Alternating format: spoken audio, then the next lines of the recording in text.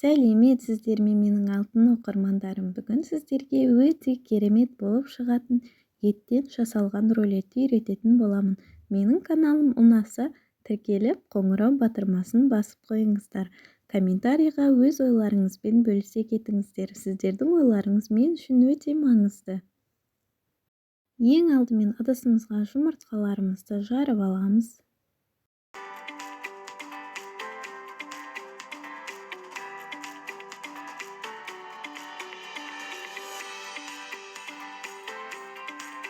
Содан соң майонезімізді саламыз.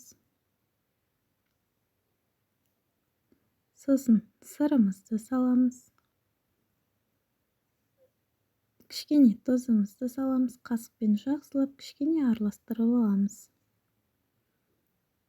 Содан соң миксермен 2-3 минуттай жақсылап араластырып аламыз.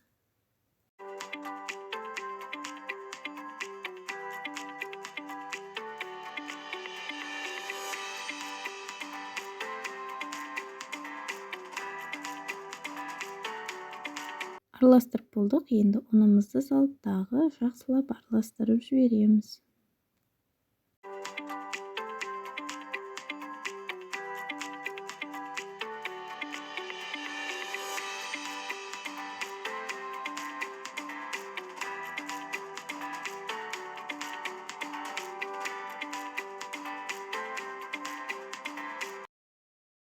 Қамырымызды дайындап алдық. Енді осылай пергамент қағазы төселген листімізге осылай құйып аламыз.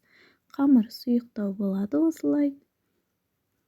Араластырып, жан-жағын дұрыстап, тегістеп шығатын боламыз. Бәрі біркелкі болу қажет. Сол кезде рулетіміз түп-түзу болып шығады.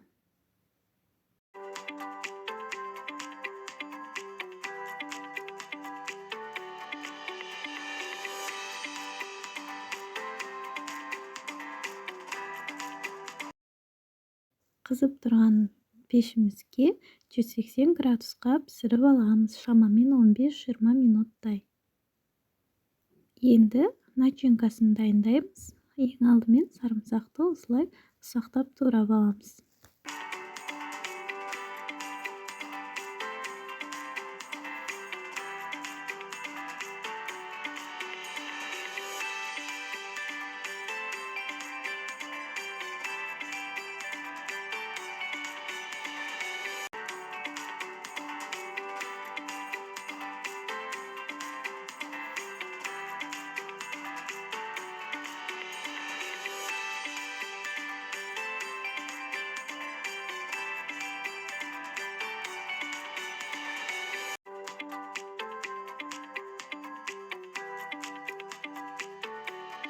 Сарымсақты турап болдық. Енді тұзымызды салып, жақсылап араластырып аламыз.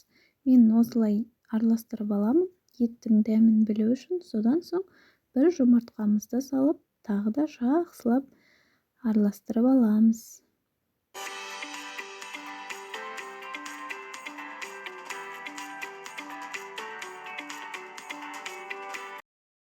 Міне рулетіміз пісті. Осылай листтен алып, кішкене салқындатып қоятын боламыз. Салқындады. Енді осылай төңкеріп, пергамент қағазымызға салып аламыз. Салып болғаннан кейін дайындаған начинкамызды салып, түп-түзу етіп шығамыз.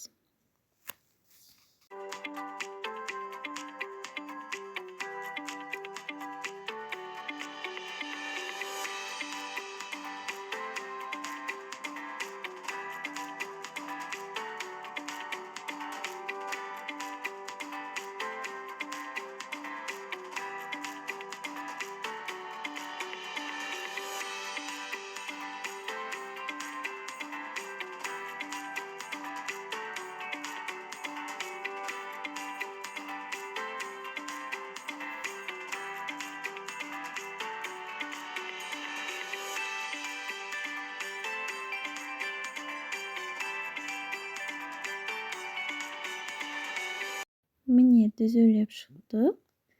Енді осылайынан рулетімізді тығыздап орайтын боламыз. Міндетті түрде тығыздап орау керек.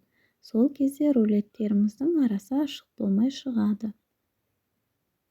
Орап болдық, енді листімізге саламыз. Салып, осылай дүзілеп қоямыз. Содан соң қызып тұрған пешімізде 180 градуспен шамамен 15-20 минуттай пісіріп аламыз. Рулетіміз пісіп шықты, осылай еттің шырыны кішкене шығады.